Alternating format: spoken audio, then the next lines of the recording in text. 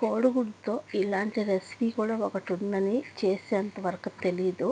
అసలు తింటుంటే అలా వేడి వేడి అన్నంలో వేసుకొని కలుపుకొని తింటుంటే అసలు మాటలే లేవబ్బా! అంత కమ్మగా ఉంది. అసలు ఆ కోడిగుడ్డు అంత క్రిస్పీగా చాలా బాగుందన్నమాట. ఎలా చేయాలో చూపిస్తాను. వీడియోలోకైతే వచ్చింది. నేనైతే ఒక 6 గుడ్లు తీసుకున్నాను.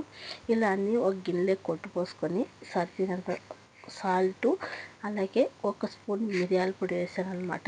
మిరియాల పొడి కూడా వేసి ఇలా ఒక గిన్నెలో నూనె రాసి ఇలా ఆవిరికి ఉడికించుకోవాలి. ఒక దబర్లో వాటర్ వేసి ఇలా ఆవిరికి పెట్టుకొని ఒక 20 నిమిషాలు ఉడికించుకుంటే సరిపోద్ది అనమాట. అది ఉడికేలోగా మనం ఇలా మసాలా ప్రిపేర్ చేసుకుందాం. ఒక బాణట్లో పెట్టుకొని 2 స్పూన్ ధనియాలు, ఒక అర్ధ స్పూను జీలకర్ర, అర్ధ స్పూన్ మెంతులు, అర్ధ స్పూన్ ఆవాలు, అలాగే ఒక 10-15 మిరియాలు కూడా వేసాను అనమాట.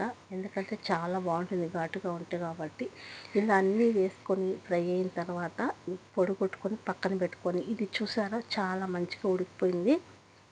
ఇప్పుడు దీన్ని 4 పక్కల అలా శాక్తో అనేసి ఒక గిన్నెలోకి ఒక ప్లేట్లోకి బౌలించుకొని మనకి ఎంత సైజు ముక్కలు కావాలో అంత సైజు ముక్కలు కట్ చేసుకొని, ముక్కలు అయితే ఎంత స్పాంజీలా చాలా బాగా వచ్చినాయి అన్నమాట.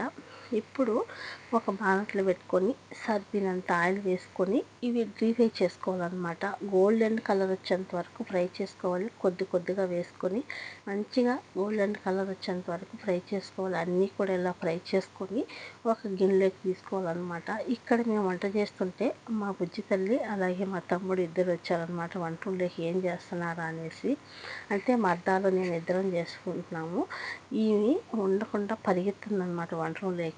ఇలా అన్నీ వేయించుకున్నాం కదా, వేయించుకొని పక్కన పెట్టుకున్న తర్వాత అదే ఆయిల్లో ఆవాలు ఒక స్పూను, జీలకర్ర ఒక స్పూను వేసుకొని అల్లం వెల్లుల్లి పేస్ట్ కూడా వేసుకొని మనం ఏదైతే పొడి కొట్టుకున్నామో ఆ పొడి, ఇంగువ కొంచెం వేసుకొని, అలాగే మనం ఎంత కారం కావాలో అంత కారం వేసుకొని, సాల్ట్ కూడా కొంచెం వేసుకొని అన్నీ వేసుకొని గ్యాస్ కట్టేయాలన్నమాట. గ్యాస్ కట్టేసి ఇప్పుడు మనం ఏదైతే ఫ్రై చేసి పెట్టుకున్నామో ఎగ్గు అవి కూడా వేసేసి మంచిగా కలుపుకొని అలా చల్లారనివ్వాలన్నమాట. ఒక 2-3 గంటలు వదిలేసామంటే ఆయిల్ అంతా బయటకు వచ్చి చాలా మంచిగా మసాలా అంతా ముక్కలు పడుతుంది.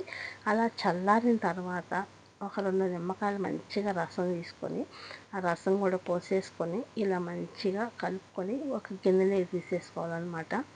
గిన్నెలోకి తీసేసుకొని చూస్తుంటేనే నాకు నోరు ఊరిపోతుంది. స్మెల్ అయితే ఎంత మంచి స్మెల్ వస్తుందంటే చాలా మంచిగా ఉందన్నమాట.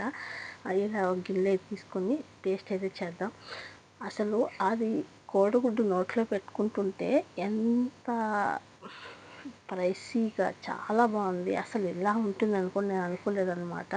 ఒక్కసారి మీరు ట్రై చేయండి, చాలా బాగుంది. వీడియో ఎలా అనిపించిందో ప్లీజ్ లైక్ చేసి మన ఛానల్ సబ్స్క్రైబ్ చేసుకోండి. Please support me.